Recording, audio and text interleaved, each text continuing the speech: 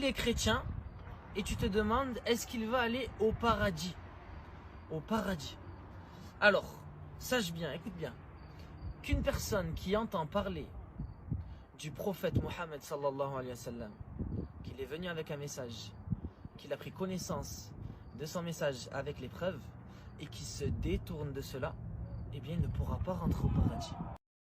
Salam à tous. Aujourd'hui, je voulais répondre à cet imam salafiste en me basant uniquement sur le Coran. Est-ce que les chrétiens, s'ils ne deviennent pas musulmans, vont automatiquement en enfer? Pour répondre à cette question de façon juste et honnête, on va se baser uniquement sur le Coran, sans rajouter d'interprétation, de commentaires ou de hadiths. Ce que Allah a dit clairement dans le Coran. Le Coran est pourtant très clair sur plusieurs choses fondamentales, mais beaucoup ont été détournés par des hommes à travers ce qu'on appelle la sunna ou les hadiths qui sont en réalité des récits rapportés par des hommes, bien après le prophète. Dieu nous a donné un livre complet, détaillé et parfait comme il le dit lui-même. Commençons. Déjà, le Coran ne parle jamais d'une formule Ashhadu an la ilaha illallah wa ashhadu anna Muhammadan Rasulullah comme porte d'entrée dans l'islam. Cette phrase n'existe nulle part dans le Coran. Au contraire, dans la sourate 63 verset 1, il est dit que ce sont les monafiques hypocrites qui attestent du prophète. Sourate 63 verset 1, bismillah. Quand les hypocrites sont venus à toi, ils ont dit: nous attestons que tu es le messager d'Allah. Allah sait que tu es son messager. Et Allah atteste que les hypocrites sont des menteurs. C'est une réalité qu'on voit aujourd'hui. Tous ceux qui attestent, ils mentent sur Allah et rejettent le Coran, préfèrent suivre la religion d'Iblis. Ce sont eux les monafiques.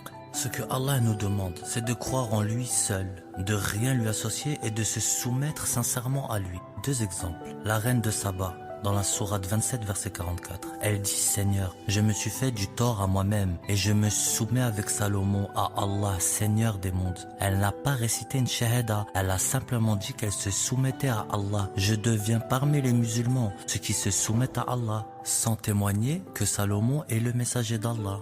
Même Pharaon, le pire homme sur terre, Pharaon, sourate 10, versets 90 à 92. Quand la noyade l'atteigna, il dit: je crois qu'il n'y a divinité que celui en qui ils ont cru les enfants d'Israël, et je suis parmi les soumis. À aucun moment il ne dit: je crois en Moïse, ni je reconnais Moïse comme prophète, ni quoi que ce soit d'autre. Il fait une déclaration claire de foi en Allah, en disant qu'il est désormais soumis, musulman. Et pourtant Allah rejette sa déclaration, mais pas parce qu'elle est incomplète, pas parce qu'il n'a pas dit Moussa est prophète, et surtout pas parce que Djibril lui a mis de la boue dans la bouche. Ça c'est dans les hadiths, pas dans le Coran. Pour résumer, dans le hadith, ils ont coupé le verset pour pas dire qu'il a dit qu'il était musulman, mais dans le Coran, c'est confirmé qu'il a dit qu'il était musulman. Et là, dans le Coran, Allah nous montre pourquoi il a rejeté cette déclaration. Sourate 10, verset 91. Maintenant, alors qu'avant tu désobéissais et tu étais parmi les corrupteurs.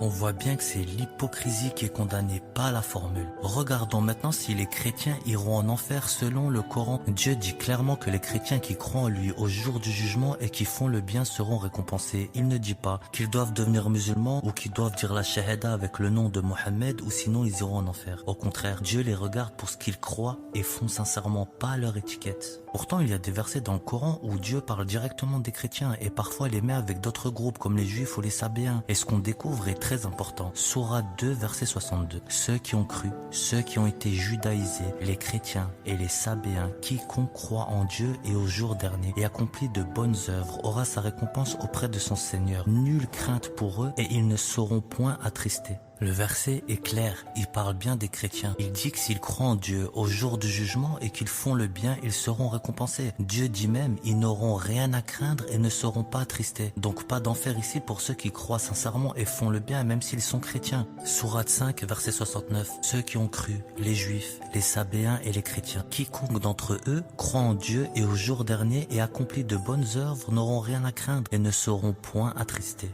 Peu importe qu'on soit chrétien ou non, si on a la foi en Dieu le jour du jugement et qu'on fait le bien, alors Dieu promet la tranquillité et pas de châtiment. Les chrétiens aussi font la prière, les chrétiens aussi ils prient. Ce qui est interdit c'est le shirk, l'association, ce qu'on associe à Dieu. C'est ça qui est interdit. Sourate 3, versets 113 à 115. Ils ne sont pas tous pareils. Il y a parmi les gens du livre une communauté droite. Ils récitent les versets de Dieu durant la nuit, prosternés. Ils croient en Dieu et au jour dernier, commandent le bien, interdisent le mal et s'empressent de faire le bien. ceux-là sont parmi les justes et tout le bien qu'ils font ne leur sera pas dénié. Dieu connaît mieux ceux qui le craignent. Ici, Dieu parle d'un groupe parmi les gens du livre, donc les chrétiens et les juifs. Ils prient, ils croient en Dieu et au jugement, et ils font le bien. Dieu les appelle les justes. Allah est juste et miséricordieux. Il juge chaque personne selon sa foi, sa sincérité et ses actions, pas seulement son étiquette ou son apparence religieuse ou son prénom. Allah lui-même le dit, il a descendu l'évangile pour les gens de l'évangile et qui jugent avec selon ce que Dieu leur a fait descendre, qui est l'évangile. Toi, tu es qui pour dire qu'ils iront en enfer alors que toi-même et vous-même, vous ne jugez pas avec ce que Dieu a fait descendre, mais avec vos livres inventés. Sourate 5, versets 46 et 47. Nous leur avons fait suivre Jésus, fils de Marie, pour confirmer ce qu'il y avait avant lui dans la Torah, et nous lui avons donné l'évangile, où il y a un guide et lumière, confirmant ce qu'il y avait avant lui dans la Torah, et comme direction et exhortation pour les pieux.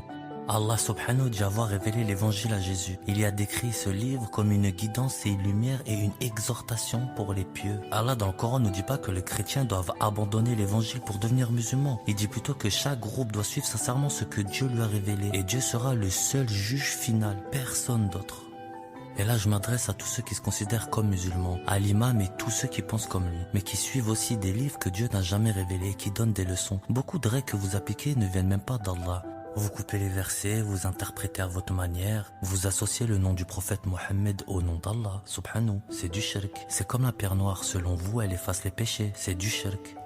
Pourtant, la pierre noire n'est pas mentionnée dans le Coran. Du coup, je vous invite avec respect à revoir vos pratiques à la lumière du Coran seul, comme Allah nous le demande. Avant de critiquer ou de juger les autres, il est important de faire le ménage devant sa propre porte, et de se remettre en question avec sincérité, et de s'assurer que ce que l'on suit vient vraiment de Dieu, et non de la tradition humaine. Dieu nous appelle à l'humilité, à la justice et à la réflexion. C'est pas en imposant sa vision aux autres, ou en se croyant supérieur aux autres, qu'on se rapproche de lui. Et pour ceux qui me traitent de kéfir parce que je suis juste ce que Allah nous a révélé, je vous dis rendez-vous devant Allah. Allah, Inch'Allah, lui sera le seul juge entre nous avec vérité et justice. Et rappelez-vous d'une chose, Allah est parfait, l'homme est imparfait. Le Coran vient d'Allah, les hadiths nous viennent des hommes. Qu'Allah nous guide tous dans la vérité et nous facilite la compréhension de son kitab. Assalamu alaikum.